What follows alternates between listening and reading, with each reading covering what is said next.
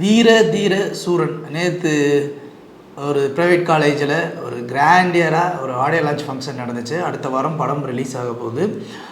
சியான் விக்ரம் எப்போவுமே எந்த ஆடியோ லான்ச்லையும் சரி, எந்த படத்தையும் சரி, அவரை மாதிரி ப்ரொமோட் பண்ணுறவங்க வேறு யாருமே இருக்க முடியாது. ஸோ இந்த படத்துக்கும் அவ்வளோ பெரிய ப்ரமோஷன்ஸ், அவ்வளோ விஷயங்கள் பேசியிருக்காரு. இன்னும் சொல்லப்போனால் அந்த படத்தை பற்றி கொஞ்சம் பொழுது பேசியிருக்காரு. டேரக்டர் அவர் ஆல்ரெடி சித்தா ஹிட்டு கொடுத்தவருங்கிறதுனால அவரை பற்றியும் நிறைய விஷயங்கள் பேசியிருக்காரு. சரி, இப்போ விக்ரம் ஒரு ஓரமாக வச்சுட்டு ட்ரெய்லர் பார்த்தோம் இல்லையா? ட்ரெய்லர் வந்து நிறைய பஞ்சாயத்துக்கு அப்புறம் 10 மணிக்கு மேலே ரிலீஸ் ஆச்சு. ஸோ ட்ரெய்லர் பார்க்கும்போது நமக்கு இது என்ன கதை அப்படின்னு சொல்லி நம்மளால் ஜட்ஜ் பண்ண முடிஞ்சுன்னு பார்த்தீங்கன்னா, ஜட்ஜே பண்ணவே முடியாது. உங்களுக்கு ஒரு திருவிழா நடக்கும் போது ஒரு நைட்டில் வந்து ஒரு ஃபைட் சீக்வன்ஸு, ஒருத்தர் வந்து மர்டர் மட்டை பண்ணணும். அதுக்கு வந்து போலீஸ்லேருந்து எல்லாம் ரெடியாக இருக்காங்க. உண்மையான அருமையாக வந்து விக்ரம் வந்து எல்லாரையும் அழிக்க போகிறார். இது பார்க்கும்போது நமக்கு தோன்ற ஒரு விஷயம் இது மட்டும்தான். வீரதீர சூரன் வந்து ஃபஸ்ட்டு பார்ட் 2 ரிலீஸ் பண்ணிட்டு தான் பார்ட் 2 அடுத்து ரிலீஸ் பண்ண போகிறாங்க. அப்போது இந்த படம் முழுக்க நமக்கு பார்க்கும்போது என்னென்ன, அந்த ட்ரெய்லரு நம்ம கைதி படம் பார்த்துருப்போம். கைதி படத்தில் வந்து ஒரு இரவில் நடக்கிற ஒரு கதைக்களம் மட்டும் இருக்கும். அந்த கைதி படத்தில் கார்த்தியோட வாழ்வியல் என்ன அப்படிங்கிற ஒரு விஷயம் நமக்கு தெரிஞ்சிருக்காது. ஆனால் அந்த படம் நம்மளை வந்து என்கேஜிங்காக பார்த்துருக்கு. இப்போது விக்ரமோட கதையிலையும் இந்த ஒரு விஷயம் இருக்குது. ஆனால் இதில் ஒரு சின்ன பிட்டாக வந்து அங்கங்கே துஷாரா விஜயனுக்கும் இவங்களுக்கும் உண்டான சில காட்சிகள் மட்டும் வரும் அப்படின்னு நம்ம எதிர்பார்க்கலாம்.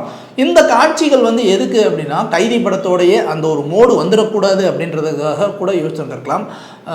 அது மட்டும்தான். மற்றபடி வந்து விக்ரம் வந்து பார்த்திங்கன்னா ஆள் பல்க் பாடி, அவர் நடிப்பில் அரக்கனதெல்லாம் வேறு விஷயம். அவரை தேடி வந்து துப்பாக்கி வச்ச ஒரு பக்கம் சுடுறாங்க, இன்னொரு பக்கம் இது பண்ணுறாங்க. இந்த மாதிரி பல விஷயங்கள் வந்து அங்கே கூட்டாக நிற்கிது. இப்படி எல்லா விஷயங்களுமே அங்கங்கே கூட்டாக நிற்கும் போது ஒருவேளை ஒரிஜினல் ஸ்டோரி இதுவாக தான் இருக்குமோ, அதாவது விக்ரம் வந்து ஒரு பெரிய பொலிட்டீஷியன்ட்டையோ இல்லை ஒரு பெரிய ரவுடிகிட்டையோ ஒரு அடியாளாக சேர்ந்துருப்பார். அந்த அடியாளாக சேர்ந்துருக்கிறவர் அவர் கூடயுமே அப்படியே ட்ராவல் பண்ணி வளர்ந்துக்கிட்டே இருந்திருப்பார். ஒரு லெவலுக்கு மேலே வந்து துஷாரா விஜயன் மாதிரி உள்ள ஒருத்தவங்க ஒரு பொண்ணு வந்த உடனேவும் எல்லாத்தையும் தூக்கி போட்டு ஒரு சாதாரண வாழ்க்கை வாழணும்னு ஆசைப்படுவார். ஒரு சாதாரண வாழ்க்கை வாழணும்னு ஆசைப்படும் போது அவருக்கு வந்து துஷாரா விஜயனுக்கும் அவங்க குழந்தைக்குமே வந்து ஒரு பிரச்சனை பண்ணுறது, ஒரு பெரிய ஒரு போலீஸ் கேங்கில் வந்து அவங்களுக்கு பிரச்சனை பண்ணுவாங்க. இப்போது எஸ். சூர்யா மாதிரியான ஒரு போலீஸ் வந்து இந்த பெண்ணுக்கும் மற்றவங்களுக்கும் ஏதோ ஒரு பிரச்சனை பண்ணி டார்ச்சர் பண்ணுறாரு அப்படின்னும் போது இவர் அப்பயும் அமைதியாக தான் ஒதுங்கி தான் போவார். அப்போ அவர் வழக்கம் போல் அவர் யாருக்கிட்ட ரவுடிக்கிட்ட வேலை பார்த்தாரோ, அவர் பெரிய பொலிட்டிஷியன், அவர்கிட்ட போய் உதவி கேட்க போகும்போது அந்த அரசியல்வாதி உதவி பண்ண மாட்டார். காரணம் என்ன, அந்த அரசியல்வாதி இந்த போலீஸ்காரனுக்கும் வேறு ஒரு டீல் போய்கிட்டு இருந்திருக்கும். இப்போ இந்த 2 டீலு இப்போது விக்ரமுடைய இந்த பிரச்சனையை ஏமாற்றிடுவாங்க. இதனால் வெகுண்டிருந்த விக்ரம் வந்து இவங்களை எல்லாரையும் எப்படி பழி வாங்குறாரு, மறுபடியும் தன்னுடைய மனைவிக்கு கிடைத்த துரோகத்தை வந்து சரி செய்கிறாரா அப்படிங்கிறது எங்களுடைய ஒரு அனுமானம். இந்த கதையை தான் வந்து தோசை 4 பிச்சு போட்டு வந்து வேறு மாதிரி சட்னி போட்டு கொஞ்சம் கொஞ்சமாக வந்து குதிரை வச்சு ஒரு விஷயம் கொடுக்குறாங்களோ அப்படிங்கிற மாதிரி தான் நமக்கு அந்த ட்ரெய்லர் பார்க்கும்போது தெரிஞ்சு.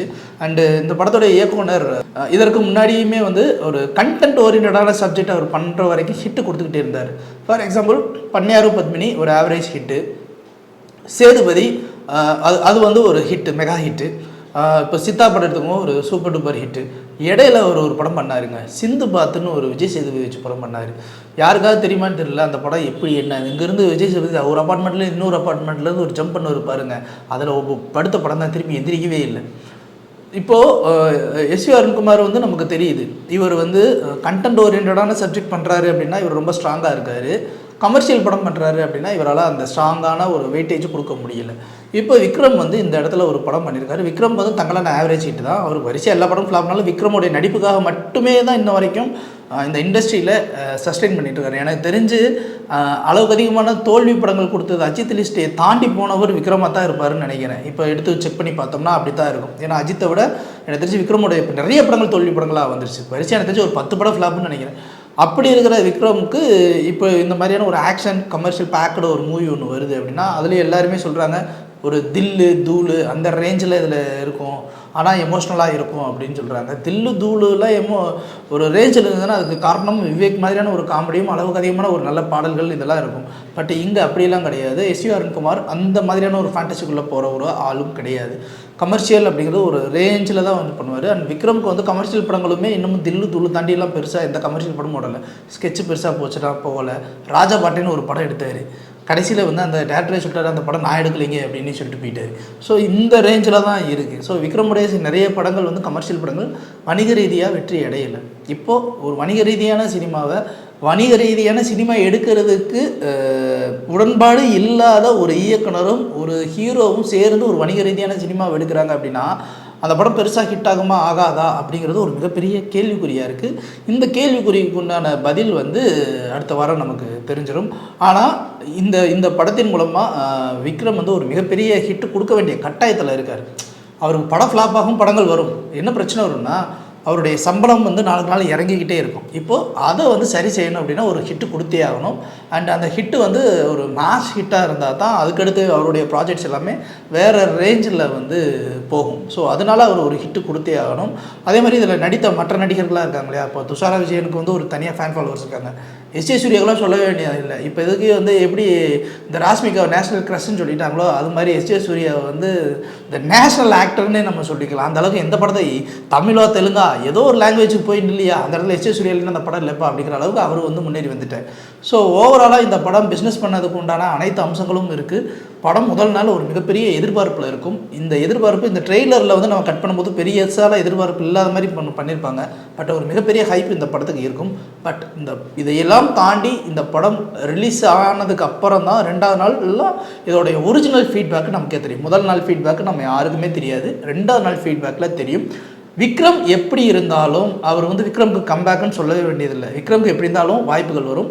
ஆனால் இந்த படம் ஓடிச்சு அப்படின்னா விக்ரமுடைய படங்களுடைய அடுத்து செலெக்ஷன்ஸ் வந்து வேறு ரேஞ்சில் இருக்கும் அப்படிங்கிறது மட்டும்தான் உண்மை.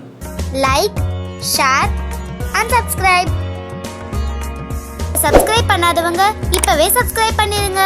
எங்களோட அப்டேட்ஸ் உங்களுக்கு வரணும்னா பெல் பட்டனை பிரஸ் பண்ணுங்க.